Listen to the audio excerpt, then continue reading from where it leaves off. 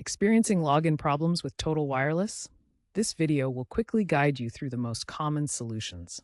First, let's address the common reasons: password issues, two-factor authentication, 2FA problems, or app malfunctions due to corrupted cache.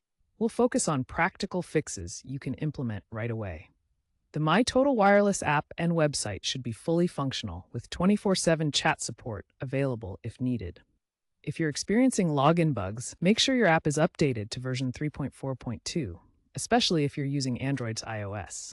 For password resets, use the Forgot Password link, ensuring you create a strong password with at least 8 characters, including uppercase, lowercase, and numbers. For 2FA issues, try resending the code or using a backup email method. If the My Total Wireless app is the problem, start by clearing the cache in your phone's settings.